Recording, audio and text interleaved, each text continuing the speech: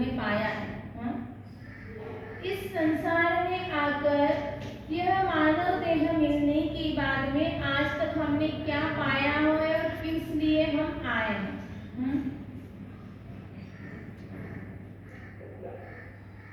कहाँ है आज इस नवपद की आराधना के अंतर्गत आज प्रत्येक दिन एक एक पद की हम आराधना कर रहे हैं और ऐसी आराधना करते करते आज अंतिम दिवस। हाँ?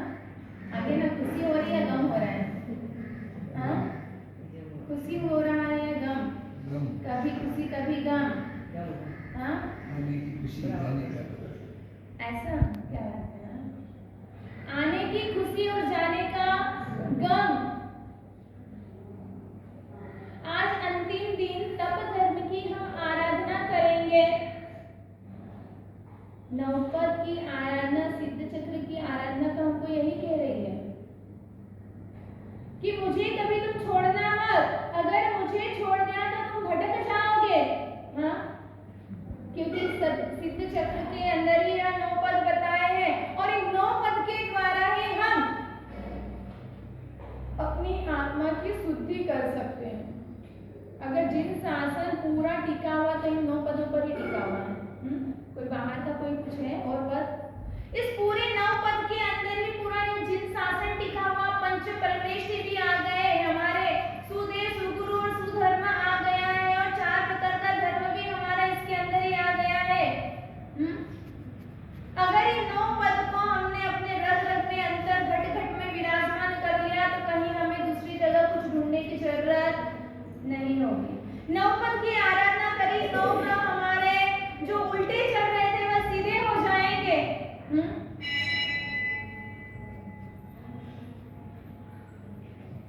न शनि को कुछ करना पड़ेगा, न मंगल को, न राहु को, न केतु को, न सूर्य को। किसी भी ग्रह को आपको उसके पास में नहीं आना पड़ेगा, ना उसे तेल चढ़ाना पड़ेगा, ना आपको नंग पहनना पड़ेगा।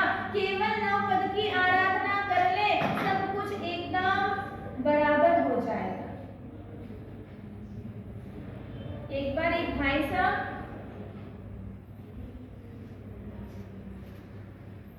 घर की परिस्थिति बिगड़ने के कारण किसी ज्योतिषी के यहाँ गए। ज्योतिषी ने, अब ज्योतिषी के तो फिक्स डायलॉग है ही सही। आपका घर वास्तु के हिसाब से नहीं है, आपके घर में ऐसा हो गया है, वैसा हो गया है, किसी ने आपकी दुकान पे या घर पर या परिवार में किसी ने कुछ कर दिया है, ये इनके फिक्स है। सूर्य ऐसी दिशा में है, गुरु ऐसी दिशा में है, शनि ऐसा चल रहा है, ये उनकी फिक्स बातें वो हर किसी को कहते हैं। सासू आई हो तो कहेंगे कि बहू का तेज स्वभाव है, और बहू अगर पूछने के लिए आई है तो वह कहेंगे कि सासू तुम्हारी दूसरी दिशा में चलती है, पड़ोसी के कहने पर आ जाती है और तुमसे लड़ाई करती है। यह सारी बातें, घटनाएं वहां पर होती है। वो भाई साहब पहुंच गए और कहा कि अभी मेरी दशा बराबर नहीं चल रही, बिजनेस बराबर नहीं चल रहा है, क्या करूं, कुछ समझ में नहीं आ रहा है, कौन से ग्रह लड़ रहे हैं। थोड़ा बहुत कहा और कहा कि इसके लिए 500 रुपए आपको देना पड़ेगा। व्यक्ति ने 500 रुपए निकाल के दिए और कहने लगा कि देखो देखो ऐसी परिस्थिति है, आपकी दुकान अच्छी चल रही थी, किसी ने नजर लगा दी है, इसलिए अब आप ऐसा करना कि आपकी दुकान पर आप नींबू मिर्ची सब कहानी सुन ली उस भाई साहब ने। और उसके बाद में कहा आप नींबू मिर्ची लटका देना, आपकी दुकान पे जो नजर लगी हुई है वो बुरा प्रभाव, जो खराब दृष्टि है वह दूर हो जाएगी। वो व्यक्ति कहने लगा, अरे भाई साहब मेरी दुकान ही नींबू मिर्ची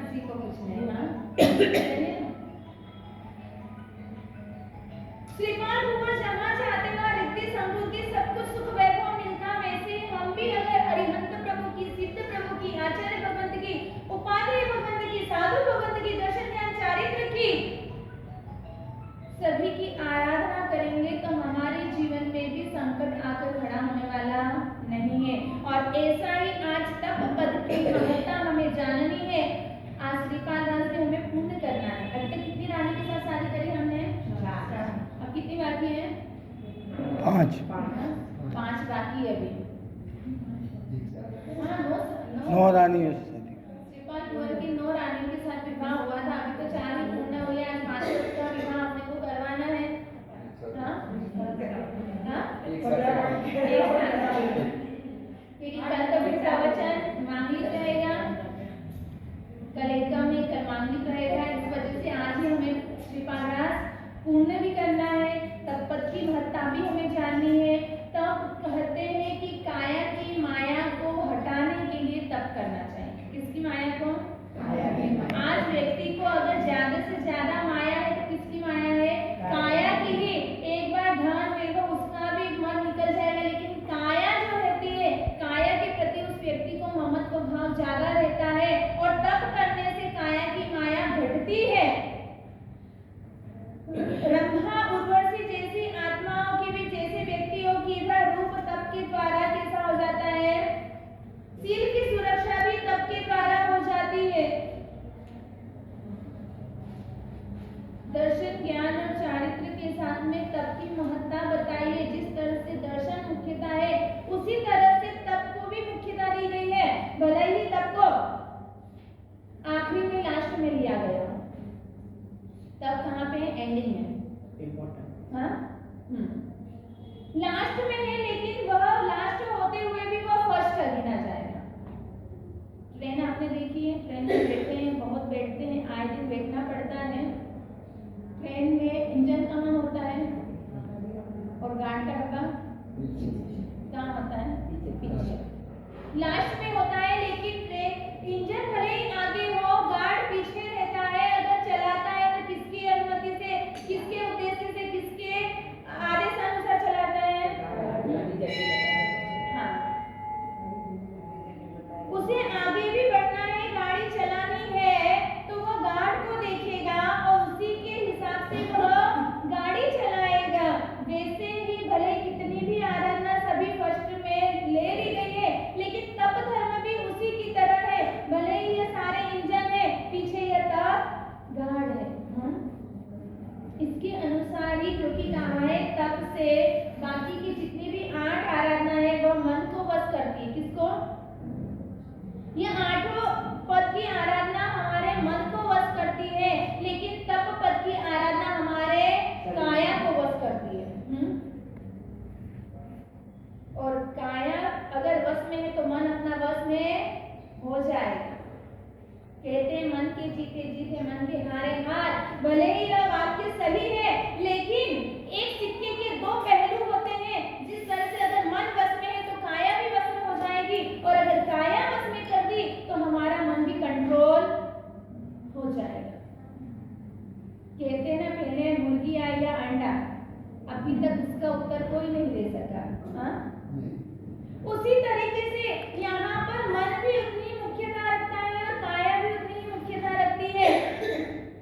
और तप करने के लिए कर्म की 8 कर्मों की निर्जरा करवाने वाला यह तप धर्म है। क्या है?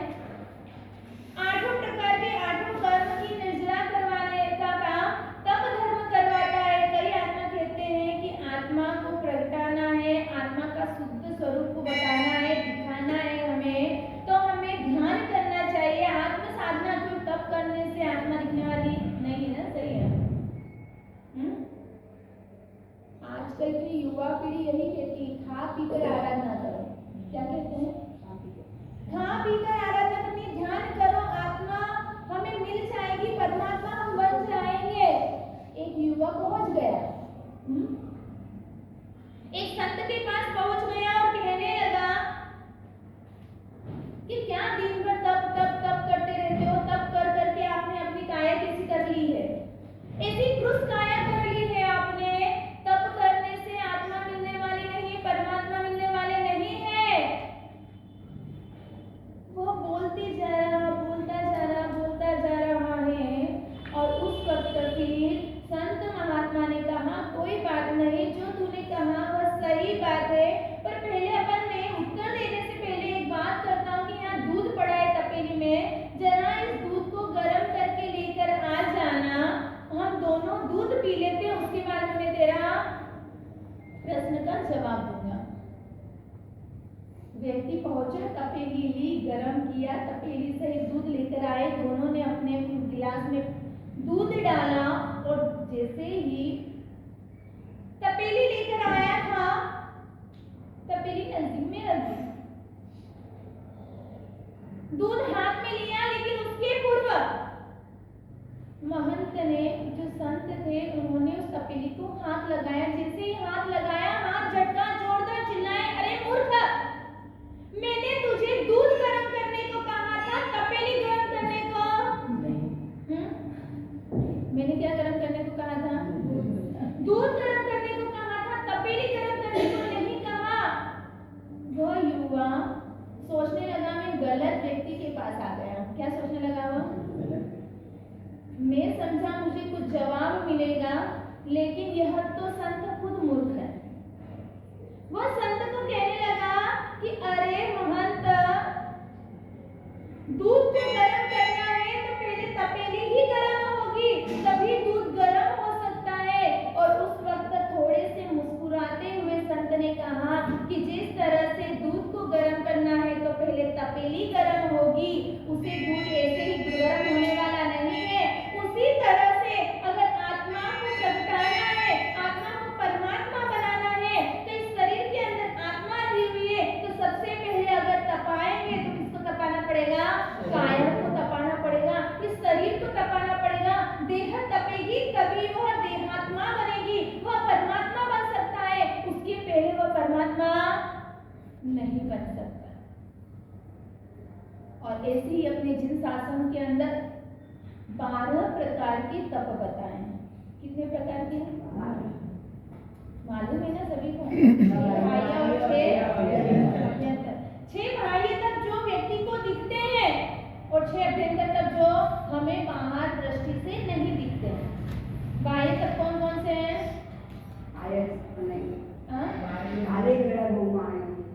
विनय, क्रियावच, स्वाध्याय, ध्यान, कार्यसद, यह सारे 6 बाह्य तप।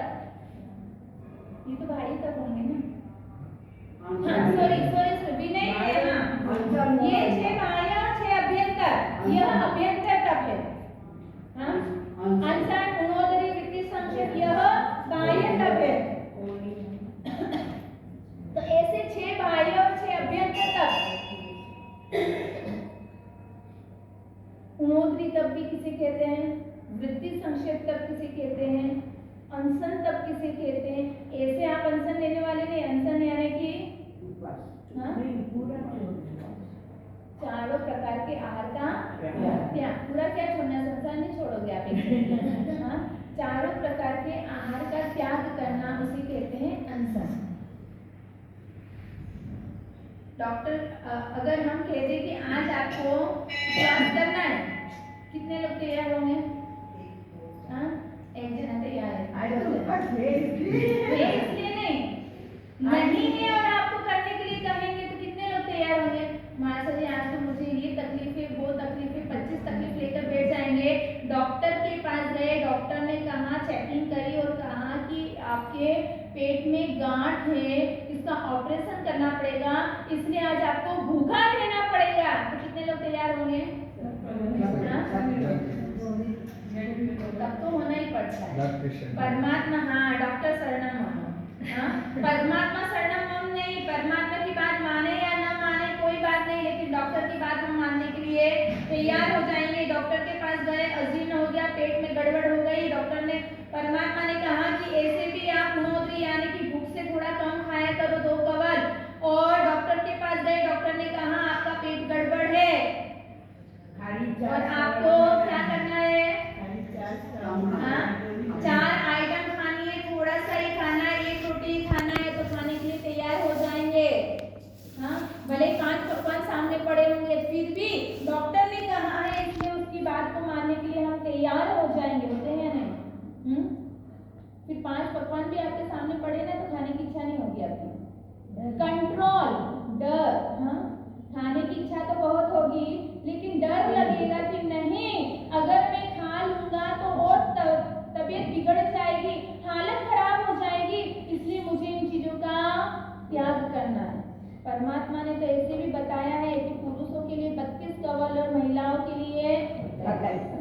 इस कवल की ही मर्यादा बताइए।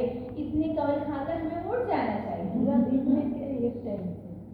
पूरा दिन का के एक टाइम कर दिए। जब आप भोजन करने बैठो तब ऐसे भी एक टाइम में भोजन करने को बताया है अपने यहाँ। 25 बार खाने का नहीं है सिस्टम।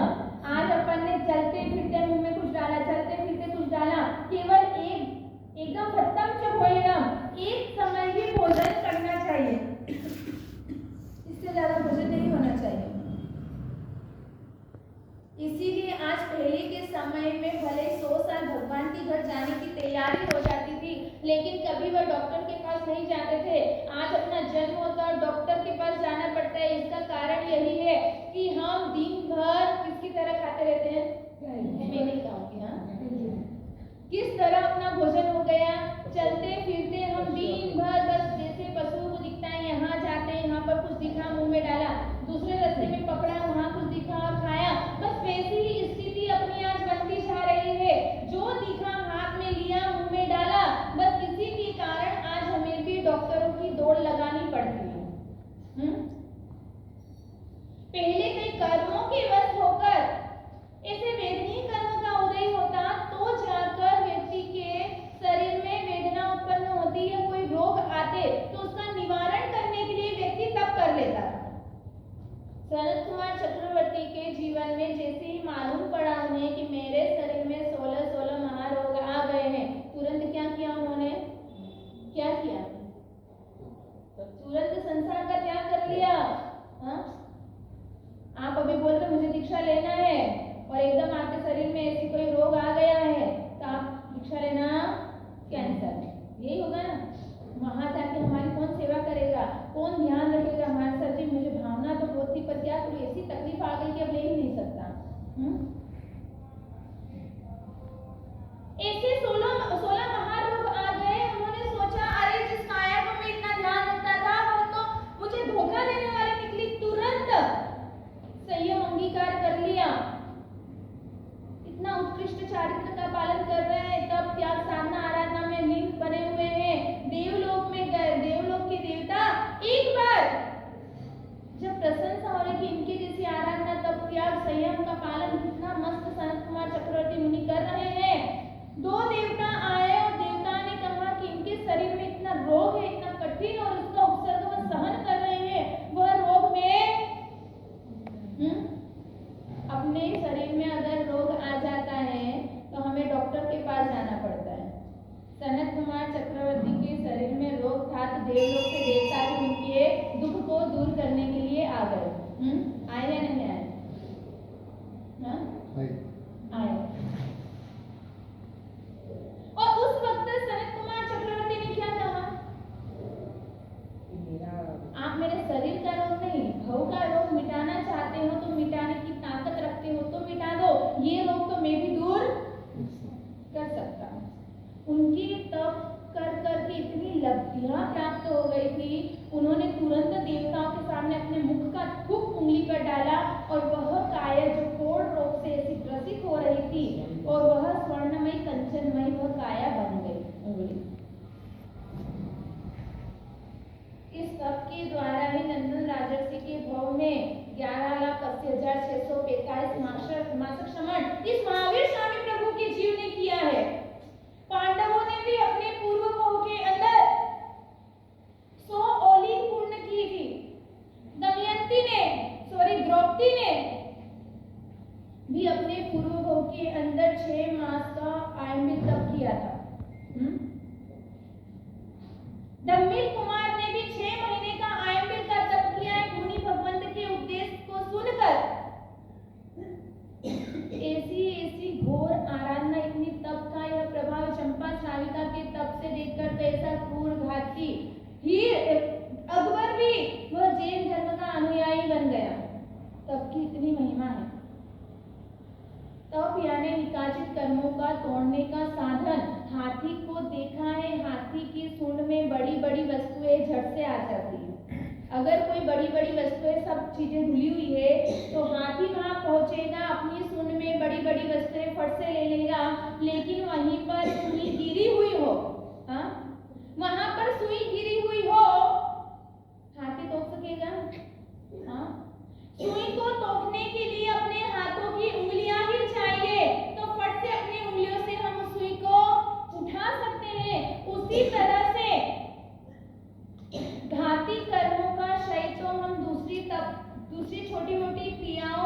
जिससे हम घाती कर्म को नष्ट कर देते हैं, लेकिन अघाती कर्म को तोड़ने के लिए, अघाती कर्म है सुई की तरह, किसकी तरह है? सुई की तरह है। अघाती कर्म को दूर करने के लिए तप करना ही पड़ता है। निकांचित बंधे हुए कर्म भी इस तप की अग्नि में जलकर भस्म हो जाते